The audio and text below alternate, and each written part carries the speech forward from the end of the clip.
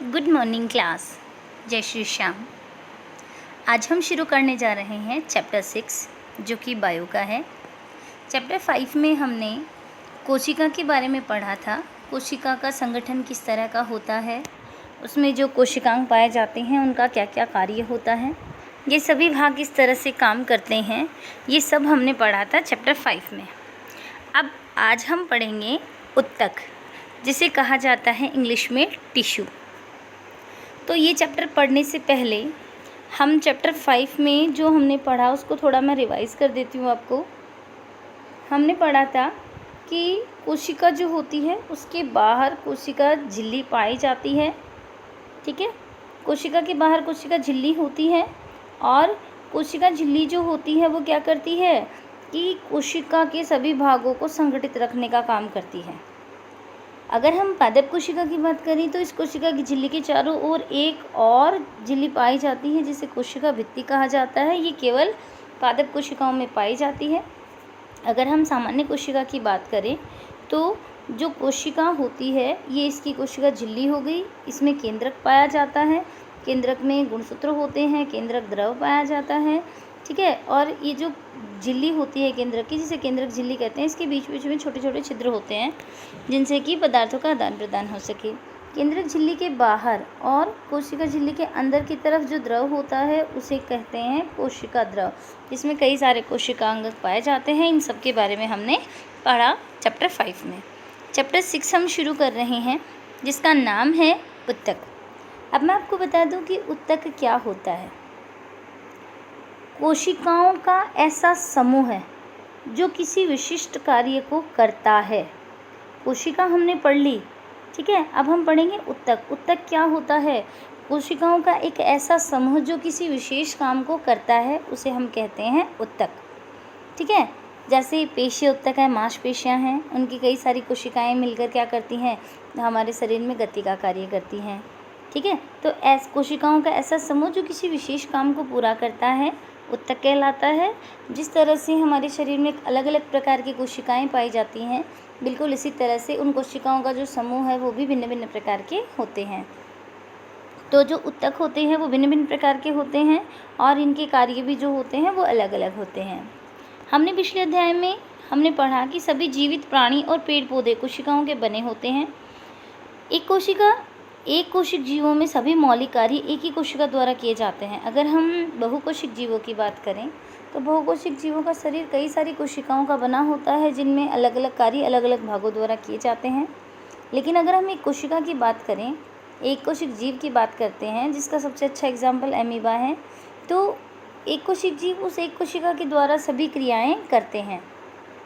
उदाहरण के लिए हम एमीबा की बात करें, एमीबा एक कोशिक जीव होता है। इसके द्वारा गति, भोजन लेने की क्रिया, गैसीय विनिमय उत्सर्जन क्रिया संपन्न की जाती है। लेकिन बहुकोशिक जीवों में लाखों कोशिकाएं होती हैं। इनमें से अधिकतर कोशिकाएं कुछ विशिष्ट कार्य को ही संपन्न करने में सक्षम होती है। प्रत्येक विशेष कार्य को कोशिकाओं के विभिन्न समूहों के द्वारा किया जाता है। देखो, बहुकोशिक जो जीव होते हैं उनमें अलग अलग कार्य, अलग अलग जो विशेष उत्तक होते हैं उस कार्य को करने के लिए उनके द्वारा किया जाता है। तो कोशिकाओं की ये समूह एक विशिष्ट कार्य को ही अति दक्षतापूर्ण संपन्न करने के लिए सक्षम होते हैं। मनुष्य में पेशीय कोशिका फैलने, देखो पेशीय कोशिका की अगर हम बात करें तो ये फैलने और सिकुड़ने का काम करती है। तंत्रिका कोशिकाएं हैं, वो संदेशों को भेजने का और काम करती हैं। रक्त है, ऑक्सीजन है, भोजन है, हार्मोन है, अपशिष्ट पदार्थों का वहन करता है। रक्त की हम बात कर रहे हैं, रक्त क्या करता है, जो पचा हुआ भोजन है, कुछ हार्मोन्स होते हैं, ऑक्सीजन है, कार्बन डाइऑक्साइड, इनको इधर से उधर पहुँचाने का काम करता है। पौधों में वाहक नलियों में संबंधित कोशिकाएं भोजन को, पानी को एक जगह से दूसरी जगह ले जाती हैं। अतः बहुकोशिक जीवों के अंदर क्या पाया जाता है, श्रम विभाजन। श्रम विभाजन का मतलब होता है कि जो कार्य होता है वो अलग अलग बटा हुआ होता है। जैसे एक घर के अंदर अगर हम बात करें तो रसोई का काम जो होता है, खाना बनाने का काम मम्मी करती है, पैसे कमाने का काम पापा करते हैं, दादा दादी है वो घर को संभालते हैं।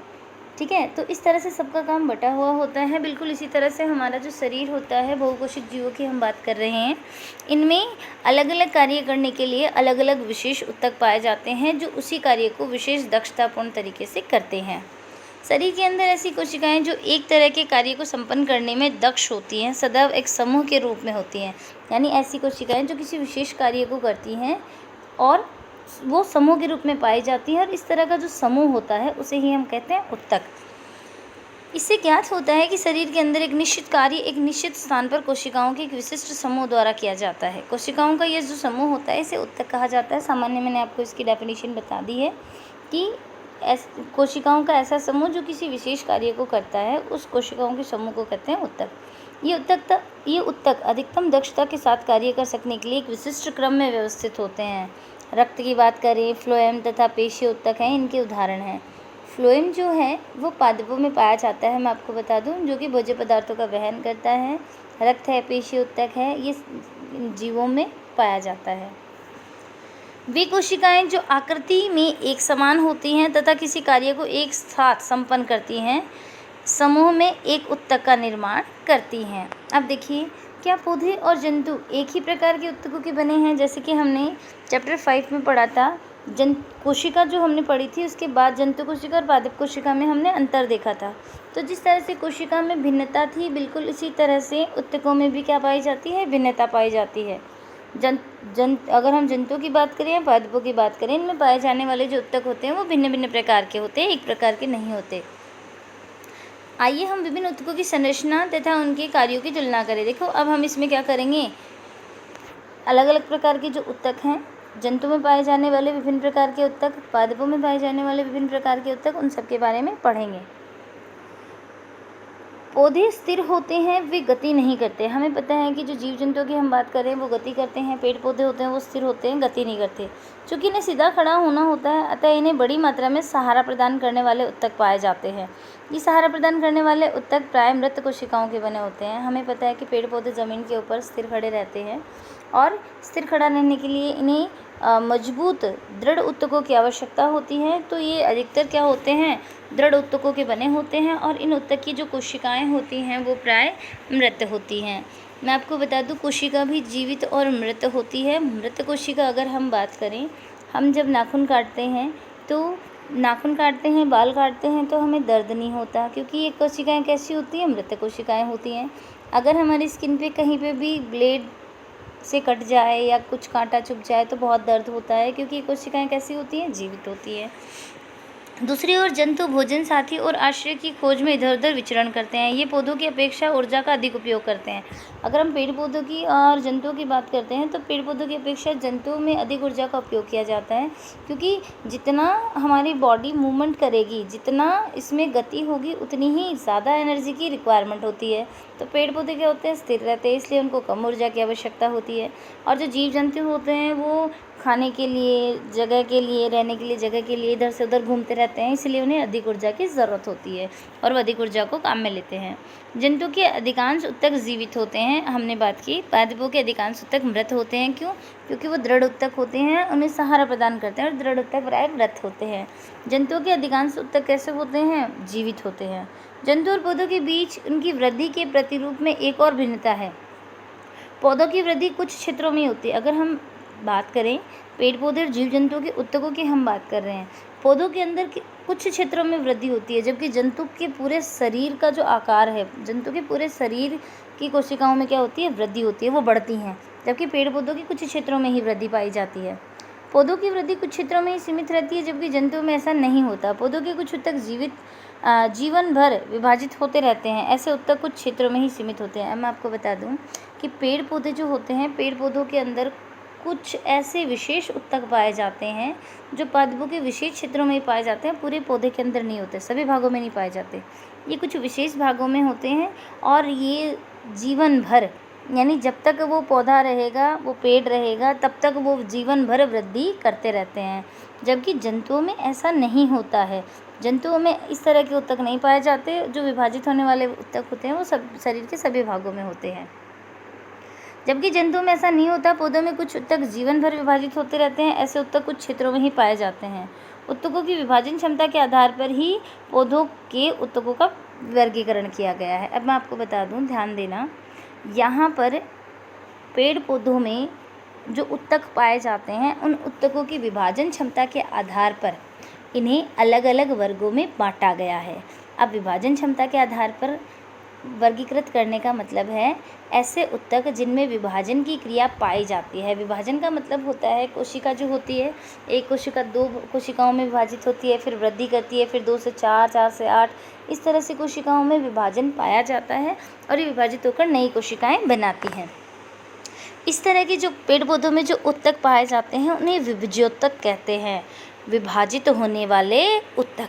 तो पेड़ पौधों में अगर हम ऊतकों की बात करें तो मुख्य रूप से जो ऊतक होते हैं उन्हें 2 भागों में बांटा गया है। एक तो होता है विभज्योतक, ध्यान दें, पेड़ पौधों में एक तो पाया जाता है विभज्योतक और एक होते हैं स्थायी ऊतक। विभज्योतक ऐसे ऊतक जो जिनकी कोशिकाओं में विभाजन करके नई कोशिका बनाने की क्षमता होती है। स्थायी ऊतक ऐसे ऊतक जिनकी कोशिकाओं में विभाजन करके नई कोशिका बनाने की क्षमता नहीं होती। विभज्योतक है उनकी कोशिकाएं विभाजित होकर नई कोशिकाएं बनाती हैं, जबकि स्थायी ऊतक के अंदर विभाजन की क्रिया नहीं होती। जंतुओं में कोशिका वृद्धि अधिक एक रूप से होती है, अतः जंतु में विभाज्य तथा अविभाज्य क्षेत्रों की कोई निश्चित सीमा नहीं होती। पेड़ पौधों के अंदर कुछ क्षेत्र ऐसे होते हैं जहाँ विभज्योतक पाए जाते हैं, कुछ क्षेत्र ऐसे होते हैं जहाँ स्थायी ऊतक पाए जाते हैं। मैं आपको वापस से रिपीट कर रही हूँ कि विभज्योतक और स्थायी ऊतकों में अंतर क्या है। विभज्योतक की जो कोशिकाएं होती हैं वो नई नई कोशिकाएं बनाती रहती हैं, जबकि स्थायी ऊतकों की जो कोशिकाएं होती हैं उनमें विभाजन नहीं होता और वो नई कोशिकाएं नहीं बनाती। आप देखिए, अंगों और अंग तंत्रों का संरचनात्मक संगठन जटिल पौधों की अपेक्षा जटिल जंतुओं में अधिक विशिष्ट और सीमित होता है। यह मूल अंतर्जीवधारियों के 2 महत्वपूर्ण समूहों के जीवन यापन के लिए विभिन्न तरीकों को दर्शाता है। विशेषकर इनकी भोजन करने की प्रक्रिया में संरचनात्मक संगठन एक और पौधों में गतिहीन अस्तित्व और दूसरी ओर जंतु में प्रचलन के लिए अंग तंत्रों के विकास हेतु विभिन्न प्रकार के अनुकूलित होते हैं। जटिल जंतुओं में तथा पौधों के संदर्भ में अब इसके बारे में ऊतकों की जो बात कर रहे हैं, हम इनके प्रकारों की बात कर रहे हैं, ये हम इसके आगे पढ़ेंगे।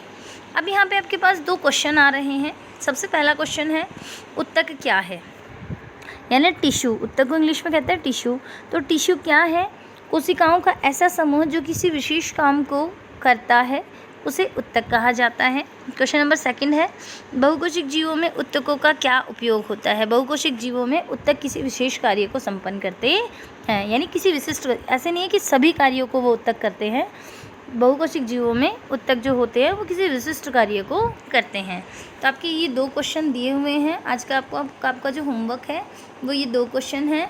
और क्वेश्चन नंबर 3 है वो आप लिखिए, पादपों में ऊतकों को मुख्य रूप से कितने भागों में बांटा गया है? प्रत्येक का नाम लिखिए।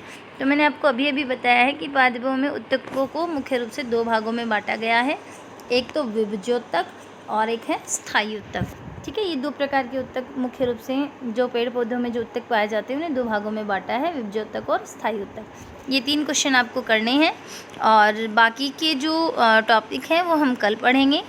इस टॉपिक में अगर आपको कोई भी प्रॉब्लम हो, क्वेश्चन में कोई प्रॉब्लम हो, तो आप मेरे से पूछ सकते हैं। Thank you.